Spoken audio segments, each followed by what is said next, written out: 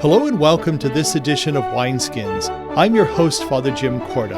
Wineskins features reflections on the lives of the saints and the sacred scriptures, along with thoughts on a variety of topics and issues from a Catholic perspective. It is brought to you by the annual Bishop's Appeal, the Catholic Communication Campaign, and St. Paul's Catholic Books and Gifts, a division of the Society of St. Paul. On our show today, we will enjoy an interview that I have with Mary Fiala in celebration of Catholic Schools Week. We will also look at the life and times of St. Agatha, and we will hear a reflection on the readings for this fourth Sunday in Ordinary Time. That and more coming up on Wineskins.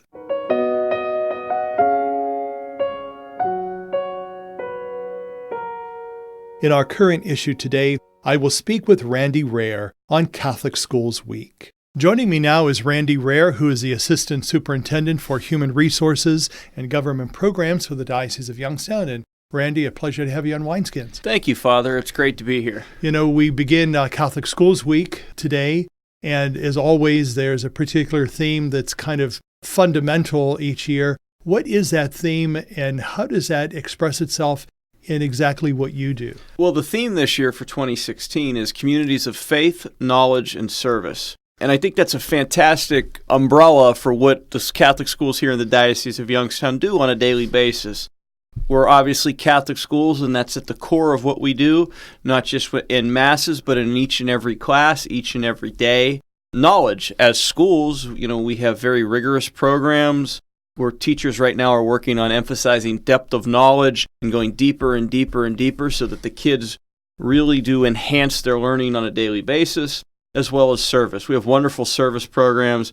We want to teach the kids from as young as kindergarten that they're part of a larger community, and it's important to give back to their community as well as give back to their faith. You know, when we talk about an institution, and obviously you work with human resources, is it different for the civil community as opposed to the religious community, or is that basically the same thing when we talk about human resources? And what do we mean by that? Quite frankly, with the religious community, we'd love to have more nuns, priests, deacons, brothers to work in our schools. The ones that we have are such a wonderful asset.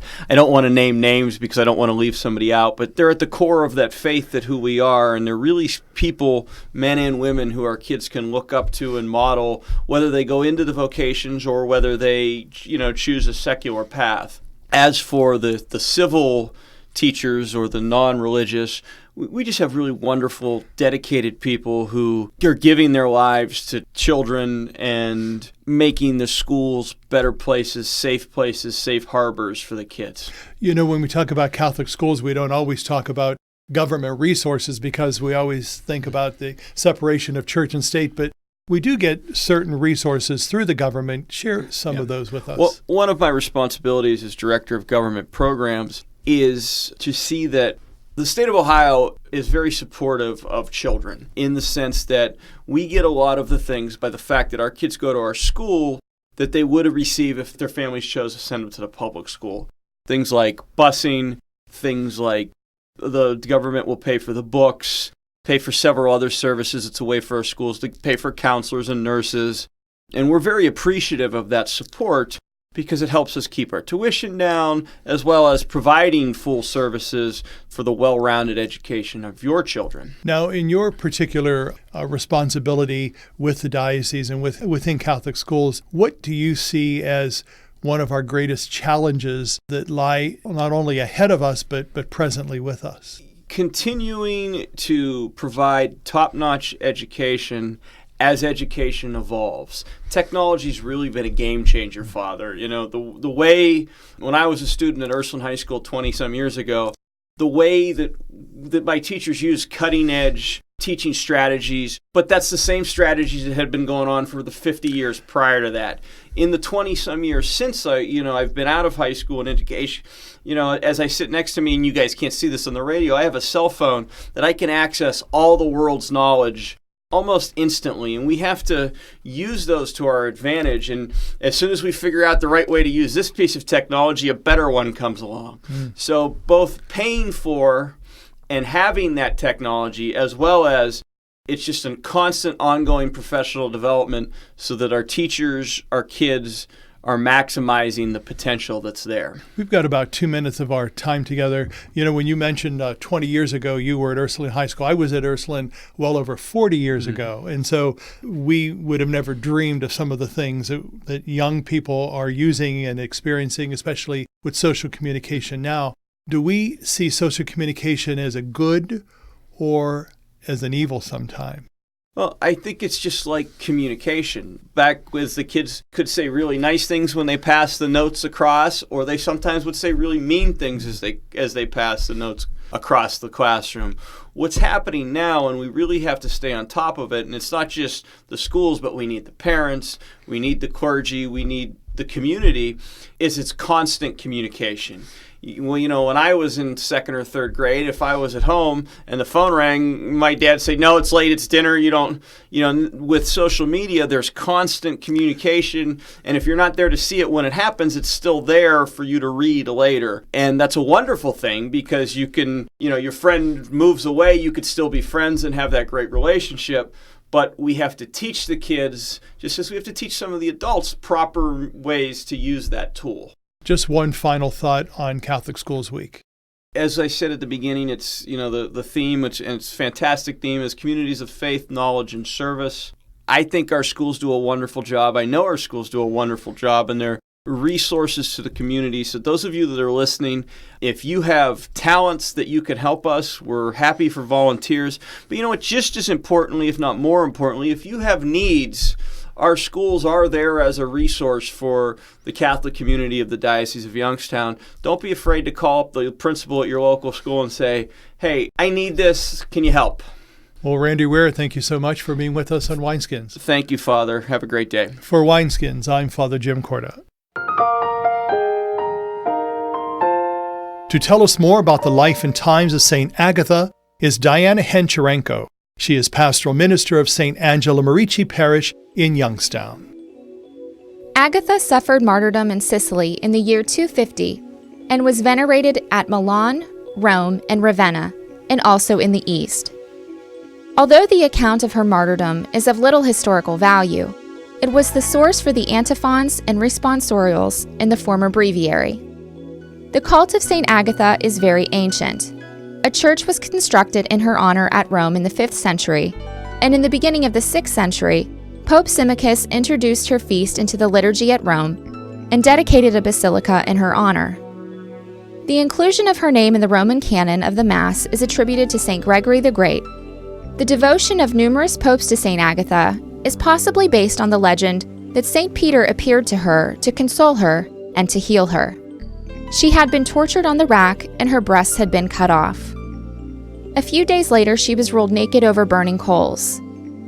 Her last prayer to Christ was, "Receive my soul," after which she breathed her last. It is believed that through St. Agatha's intercession, Sicily was miraculously saved from an eruption of Mount Etna.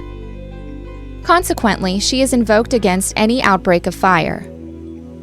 The opening prayer of the Mass is taken from the 2 prayers contained in the Gregorian Sacramentary, and it emphasizes the glory associated with virginity and martyrdom. Martyrdom reveals the power of God that triumphs over the weakness of creatures through the operation of the gifts of fortitude. The merit of chastity derives from the cooperation of the individual person with the grace of God.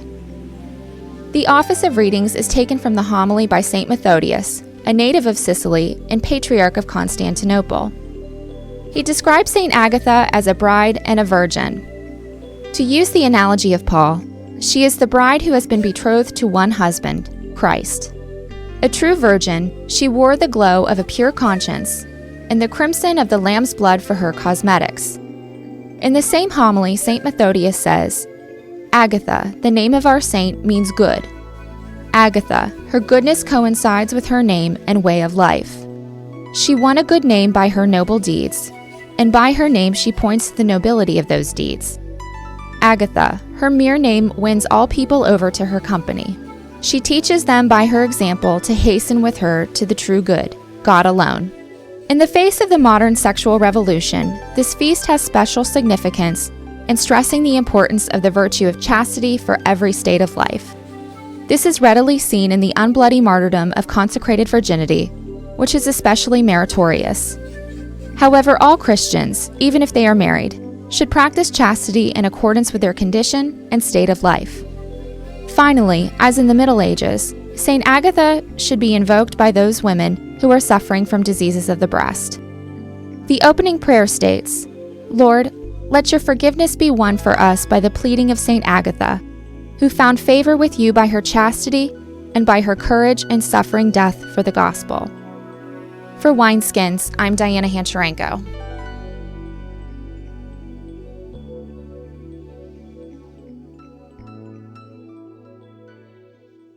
Joining me now for Wineskins is Mary Fiala, who is a superintendent of Catholic schools for the Diocese of Youngstown. And Mary, such a pleasure to have you back on Wineskins. Thank you. Glad to be here. We know that today we begin the celebration of Catholic Schools Week. As normal, we'd like to be supportive of our Catholic schools here in the diocese and beyond. Tell us what's the good news about Catholic schools.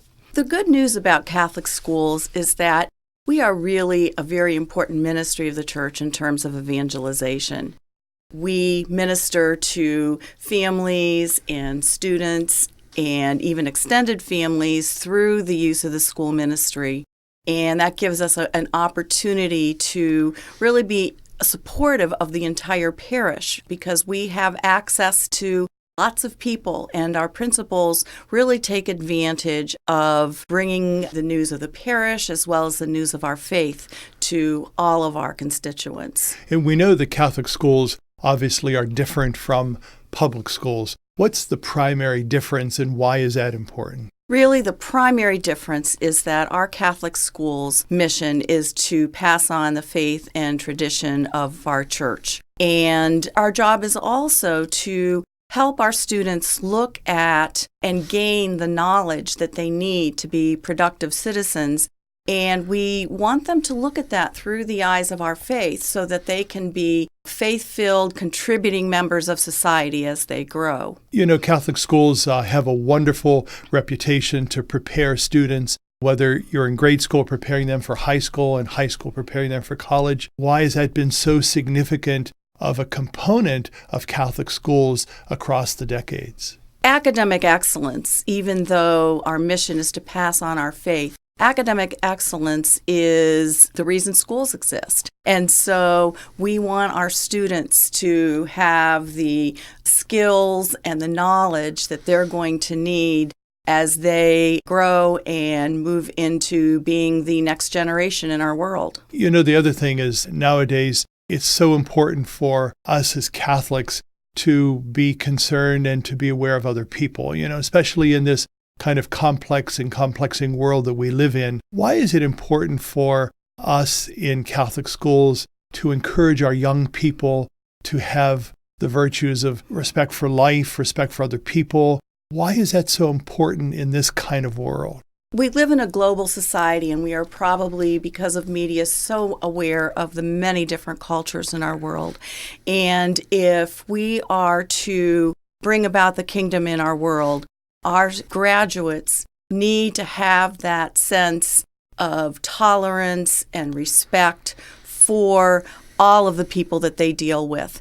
Our students are going to be working all over the world. They're going to work in a global society. They're going to work with people that are of different cultures, and they need to be able to communicate, to work well, and to be able to be respectful in those types of relationships. You know, one of the components I think that's in the theme oftentimes every year for Catholic schools is that element of service.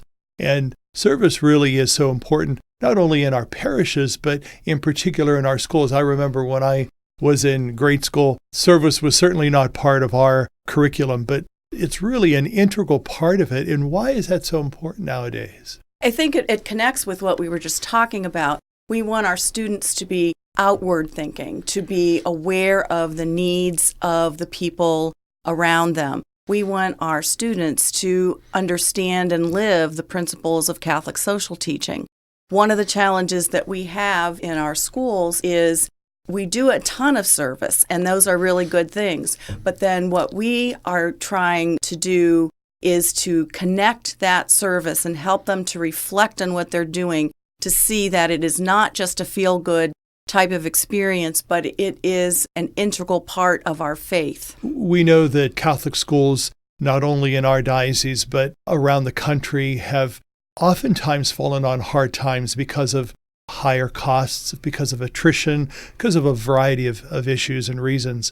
Why is it so important for us nowadays to kind of work more in collaboration with other parishes? It used to be that every parish around the country had a Catholic school, at least in the 40s and 50s, that was the norm. But we have to kind of work together.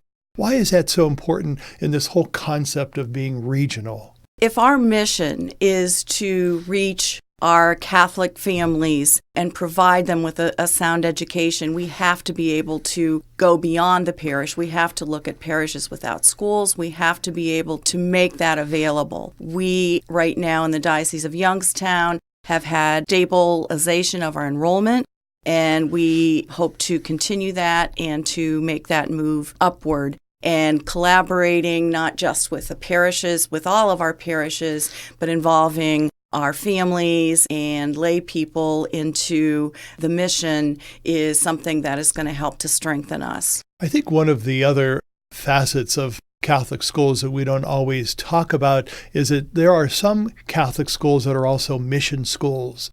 And, when I went to Catholic school, primarily 99.9% were Catholic. But nowadays, that's not always the case. Why is that, and is that significant for any reason?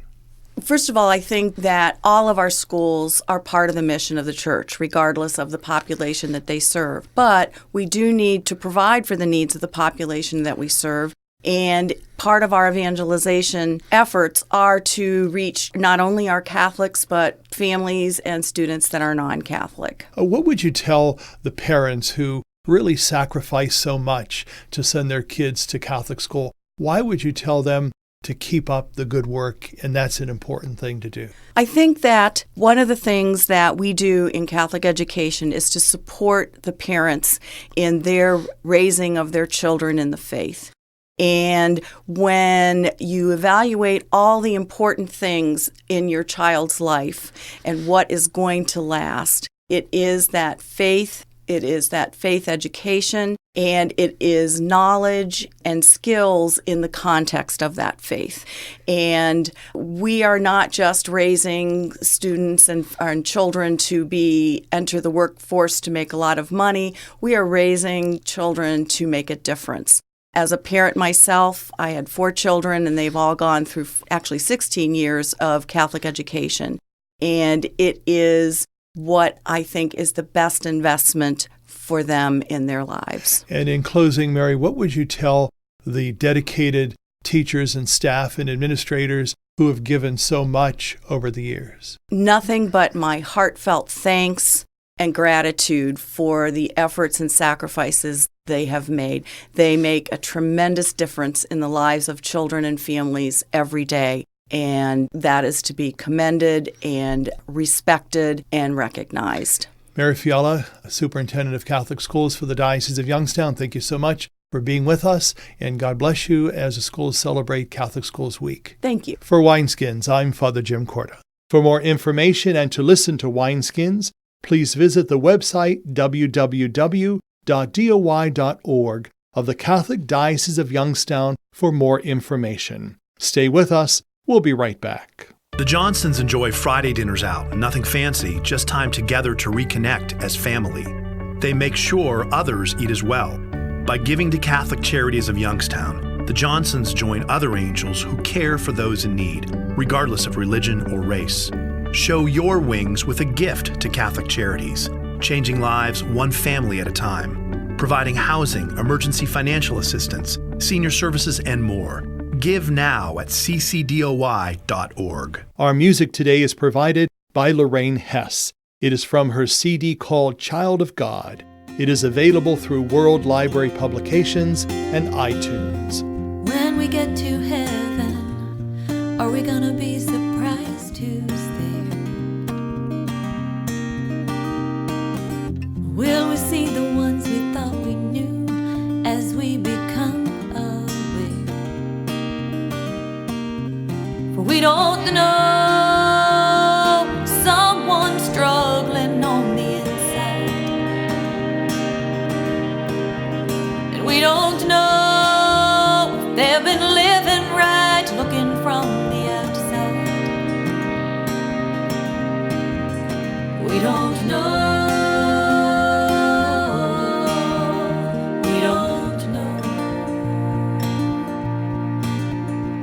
We don't know.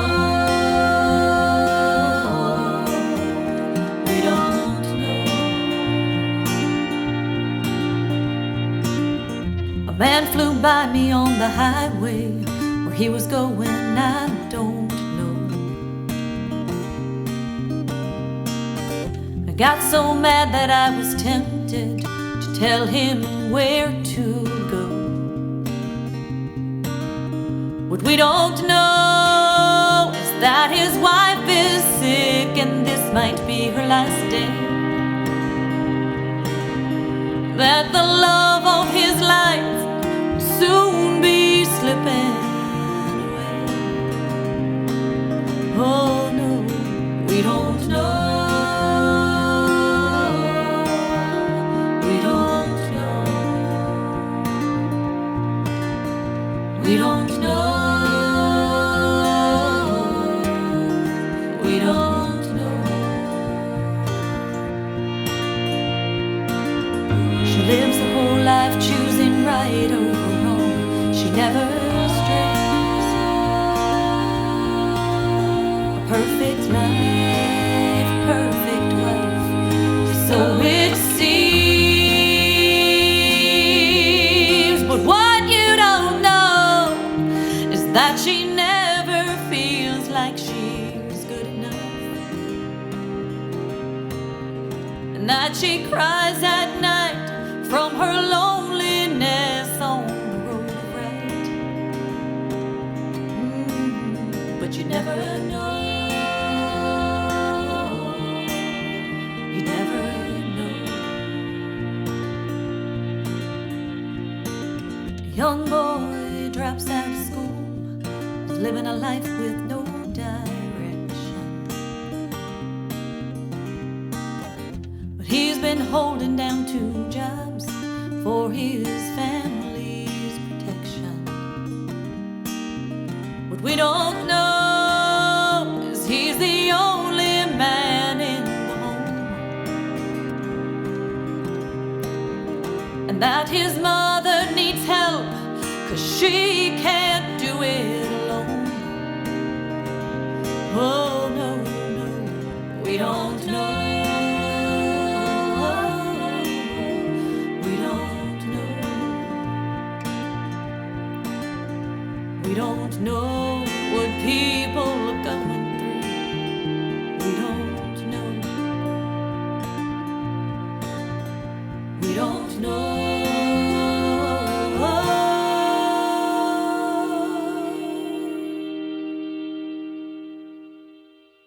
On this, the 4th Sunday in Ordinary Time, we will hear more about the sacred scriptures by Father Sean Conaboy. He is pastor of Christ the Good Shepherd Church in Camel. Love is patient, love is kind. It is not jealous. It bears all things, believes all things, hopes all things. Love never fails. Our second reading today contains St. Paul's famous hymn to love. He is writing to the Corinthians. Corinth was one of the commercial centers of the ancient world, and one of the most pagan. There was a life there that was so counter to the Christian ideal. Yet St. Paul was successful there. And after his initial success, he spent several years living in the city. His message was received. They were hungry for the gospel. He included this hymn to love in this letter to the Corinthians, and he believed that they could follow this ideal of love. When we read it now, we can find it difficult to insert our name into every part of the description of love. Love does not brood over injury, but do we? It has been noted that Jesus' name fits perfectly into this hymn. Jesus is not jealous. Jesus does not seek his own interest. Jesus rejoices in the truth. He bears all things, endures all things. Jesus never fails. What St. Paul is telling the Corinthians, what he is telling us, is that God is love. Jesus is love. He forgives and pours himself out for another. And what St. Paul is telling us is that we can do the same. Because of our baptism, because we have been united to Christ, because we are Christians, we can put our name into the hymn. We can love with God's love. But again, we may find it difficult to do that. We go down the list, we look at ourselves and we say, that part isn't me. I can't do that. And we have to be honest with ourselves. because we are limited, we may not live the ideal perfectly. Because we have some handicap, physical, emotional, psychological, or spiritual, because we are still growing in our spiritual life, then we may not be able to love perfectly. We have to be honest with ourselves about our limitations, and we have to be honest with ourselves about our self-imposed limitations. Sometimes we don't love perfectly because we don't allow ourselves to, because we choose not to. Jesus and Jeremiah today are experiencing rejection from those who are close to them. No prophet is accepted in his own home. In our self-imposed limitations is the rejection of a prophetic message. We can resist the truth and its call to love because we think that we know the message well. We think that we know the other person who's proclaiming that message well. We know their story. We know what they are really trying to say, what their ulterior motive is. Because we know how they have failed, we choose not to listen to their message. We choose not to love. But love accepts a prophet wherever he or she is from. Love accepts the truth, no matter how familiar to us the person speaking is. St. Paul had great success in Corinth because they knew the dissatisfaction of a life contrary to the gospel, and he believed that they could live up to the ideal of love that he describes. We find it difficult to sing with full voice this hymn of love because of our limitations and because we may be satisfied with things that are contrary to the gospel. We come to the Eucharist each week so that we can grow in our love of God and of each other. We come to the Eucharist so that we can grow in communion, the communion of the one holy Catholic and Apostolic Church, the whole Church. That communion is able to love perfectly. The Church is able to endure all things. In this Eucharist, we grow in our hunger for the gospel and our union with the Church, and we grow in our ability to share the gospel through love. We grow in our ability to go beyond our limitations. For Wineskins, I'm Father Sean Conaboy. The question is not whether the Christian faith is true. The real question is this: is Christianity possible? There is only one answer to that question, and it will be found in the lives of ordinary Christian people like you and me. Wineskins is made possible through the annual Bishop's Appeal, the Catholic Communication Campaign, and St. Paul's Catholic Books and Gifts. Our program is produced by CTNY, the Catholic Telecommunications Network of Youngstown. I'm Father Jim Corda, thanking you for being with us today. Have a blessed week.